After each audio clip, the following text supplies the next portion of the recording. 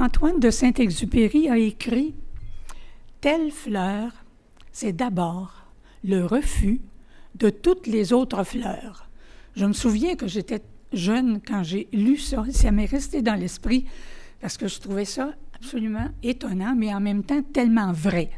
Quand on fait le choix d'une fleur, on a laissé toutes les autres qu'on aimait peut-être, mais on les a laissées.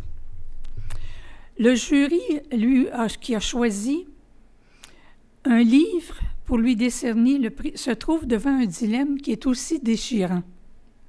S'il a tranché en faveur d'une violette, petite mais odorante, le petit livre de Valérie Roberge, c'est en raison de la fraîcheur de son style, de l'audace du projet, de l'authenticité de la démarche.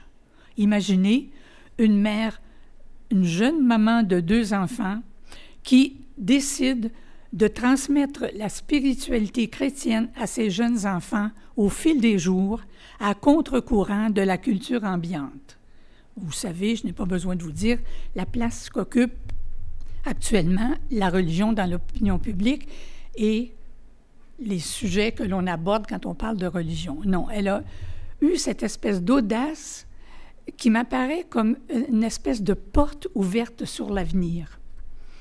Alors, pour cette audace, pour ce courage, pour cette vérité et cette authenticité, bravo Valérie et longue carrière à cet ouvrage des plus inspirants que je vous invite à lire, qui est un tout petit ouvrage, mais vous allez voir plein de finesse et de sagesse.